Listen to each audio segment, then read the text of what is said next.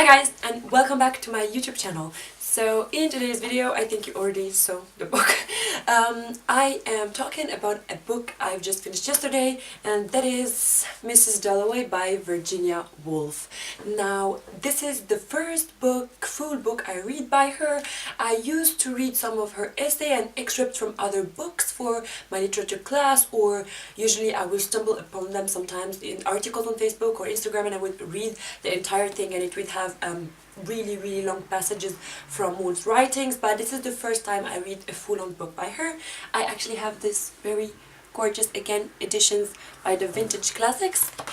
This is the same editions as my Jane Austen's, and the art is absolutely beautiful. It's done by Maya Metsola. I have quite a few thoughts about the book and the writing and everything.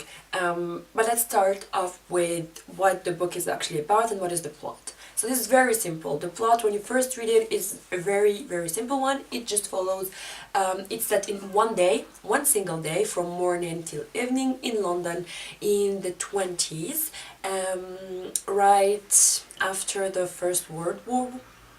And it follows Clarissa Dalloway. She's giving a party at the end of that day, and the book starts with her getting ready and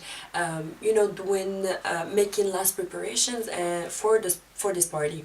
But actually, many times in the synopsis it says that it only follows Clarissa around as she prepares for the party, but I don't think so, because the book has a very large cast of characters, and it actually follows different people, different characters that are either linked or not linked, but they're actually all linked in some way, and it follows them during the span of this one day, all of them, and Clarissa is just one of them, but it's not only her. And actually, yeah, I would understand why she is said to be the main person we follow, because all the other people and all the link and bootage comes back to her.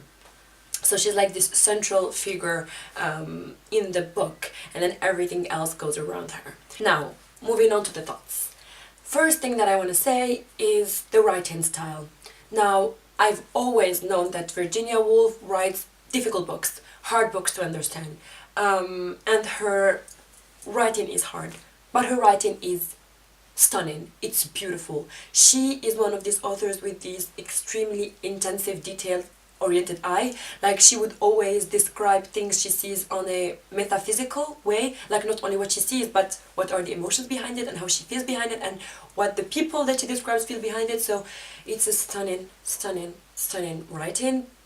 So rich. It's a very extensive and intense writing. It's rich, it's full of words, it's very detailed, and it's heavy. It's a heavy kind of writing, really not frivolous or easy. It's heavy, and for most parts you have to reread the passages many times. And the thing is that this book is 200 pages, and it took me more than 10. Okay guys, so my camera just died and just came back to life. I was saying that the book is really heavy because it is short. It's like less than 200 pages, and it took me more than 10 days to get through it, because I was just rereading it and rereading many things. And to be honest, the plot of the story itself is not very okay, to say the least, and the actual story, as in the narrative, was really not that interesting for me to know about the life of these people at all, and this is why I would put it down and not come back to it right away, and I would be just dragging it for days and days on, and it really gave me a hard time to finish. But this is for the plot. But I feel that for this book, and what Virginia Woolf was trying to do, is way beyond the narrative. I want to say something so important.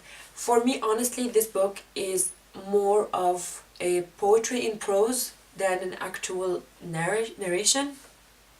And the introduction, in the beginning, there's an introduction by Carol and Duffy, and she said something so interesting when I was reading her introduction on Mrs. Dalloway. She said that this book is a reminder that our best poets have written in prose, and this stayed with me.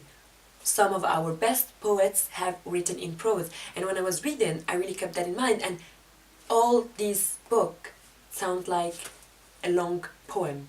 there was only few times when you would stop and feel that, okay, this is just a narration. It's so poetic, so poetic. And this book, the entire book, is of course a metaphor. It is really not about this woman and people around her preparing for a party, but it's a big metaphor,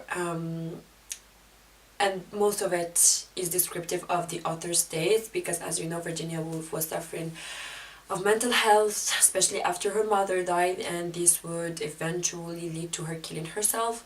And I feel that she just portrays all the chaos that was going on in her mind and all this pressure and social pressure that she was living in this book. This is a satire of the English society. The party is a symbol for social classes, the people, because there are different people. There is Dalloway, Clarissa marrying Richard Dalloway, who's a politician, then their friend Sally, who married really well and became a lady, and then there is this cousin who's poor, and this professor that Clarissa hates, and she hates her, and she's very poor but she has knowledge, and all these characters are symbols of either youth, innocence, knowledge, power, aristocracy, and so on and so forth, and the clash and the link between them is what really represents the life of Woolf. There is one character, for example, Septimus, who was going mad, and he was just losing it completely. And at the end, because of doctors putting so much pressure on him, and they keep telling him that he's losing it and that he needs to be extensively taken care of, he eventually ends up also not in a very well place. I don't want to spoil it, but I don't think that this book is about spoiling the plot, really. This book is about reading the reading.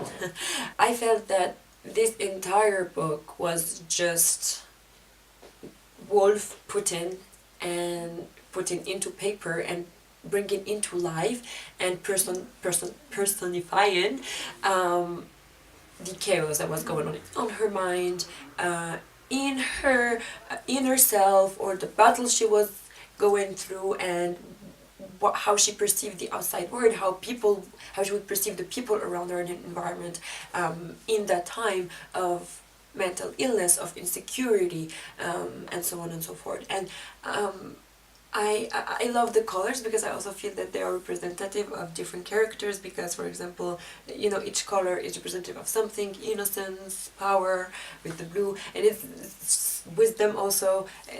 And really this is what this book is about, is this conflict, interaction, dynamics between these different concepts in the form of characters.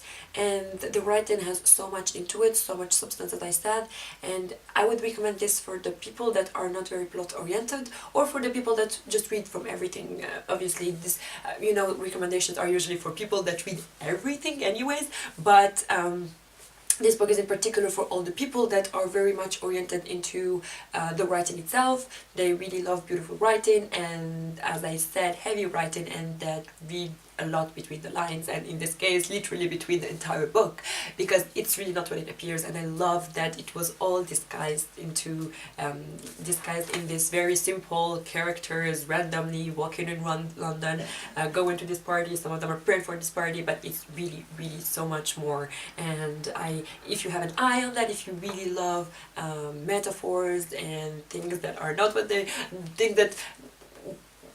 appear to be, then I would highly recommend this book. And you should really read it super slow, and really take it in, and try to, as you read it, always keep in mind that there is so much more to what you're reading than what you are seeing.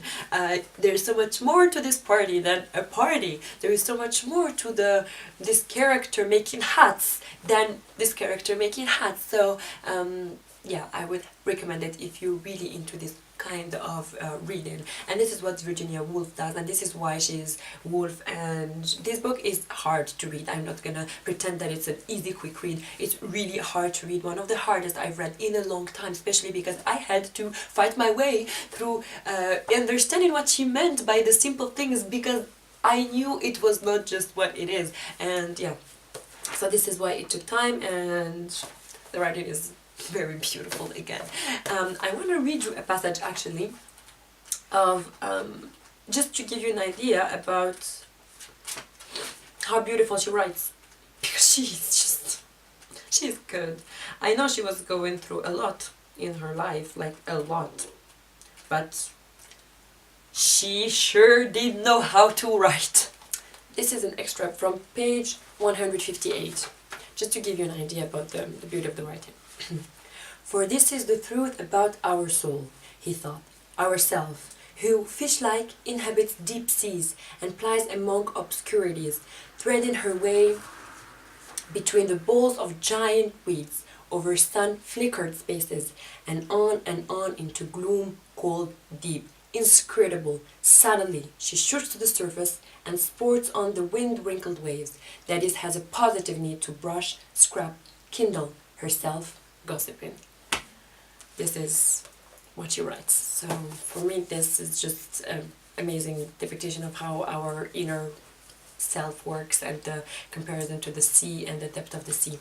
Anyways, to wrap up, it is not plot oriented at all, and it is more than you see, and it's just a gigantic metaphor, and that will make you think, and the writing is gonna keep you in an awe. And I was just like, I was so sad that we lost her at such... She died quite young, and she could have written so much more, and I would definitely pick up more of her books, because I just want to explore the mind of this human being. She's just interesting, I want to be her friend. Like, I don't know what went through her head for her to write in this way. But this is, yeah, again, not a book for fun, and I don't know how to rate this book. I really don't know. Anyways, these are my thoughts on Mrs. Dalloway by Virginia Woolf. Let me know if you have read it before, or if you have read any Woolf. I'm thinking about reading next Rooms of One's Own, which is this feminist essay, and I'm really excited about reading that. Tell me what I should read next, and if you love her, if you like her, what you think about her writings, and do not forget to follow me on Instagram, to subscribe if you're not, and I will see you guys in my next video. Bye!